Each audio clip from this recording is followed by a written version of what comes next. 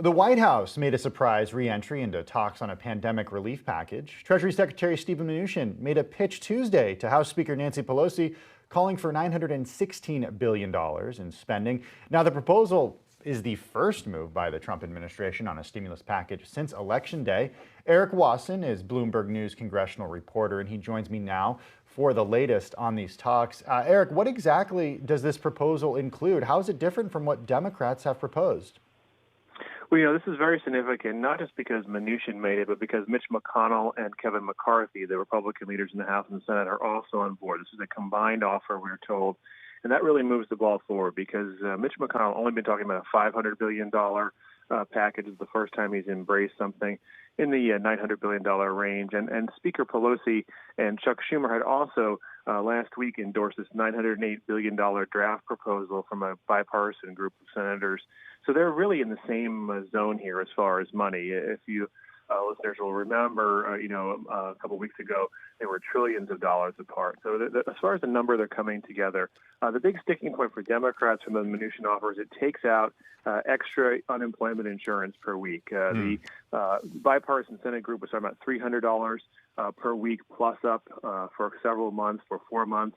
That would be taken out and supplanted by a one-time $600 payment for adults and children, looking like the same cutoff we had before of less than $100,000 a year. And this would go to both, obviously, unemployed and employed. And for Democrats, this is inefficient. It's not a good use of funds.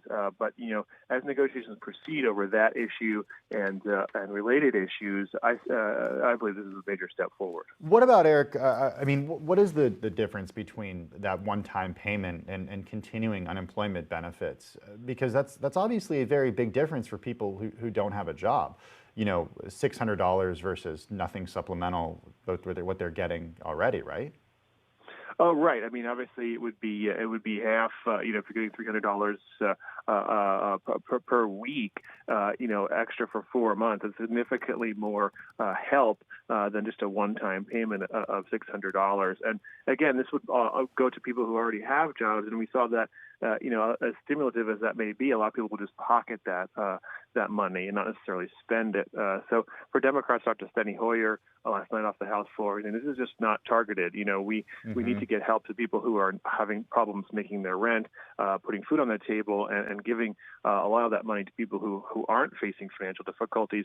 Even though that may be stimulative to the economy overall, it's just inefficient. So what about when it comes to state and local aid? Because this has certainly been a sticking point for Republicans, specifically Senate Majority Leader Mitch McConnell, who sees any sort of aid as an unwarranted bailout to states, right?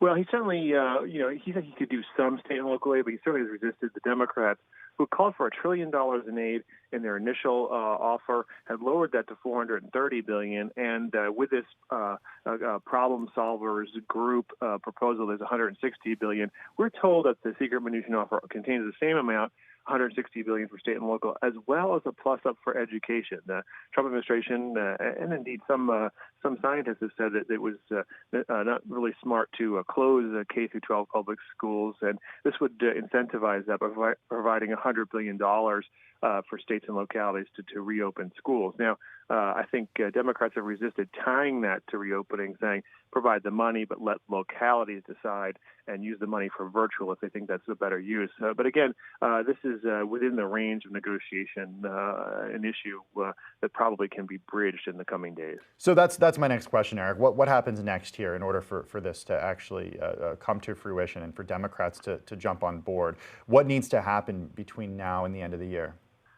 Well, I've been covering Congress for more than a decade, and they always make their decisions at the last minute.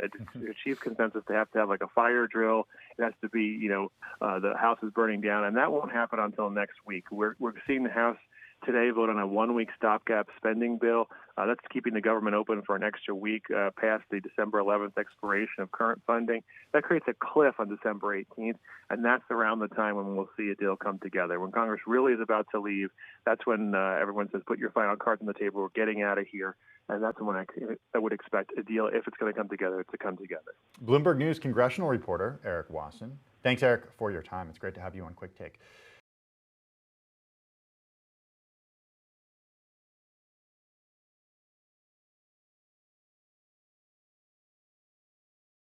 The biggest stories the moment they happen from around the globe. Subscribe to Bloomberg Quick Take now for insight in an instant.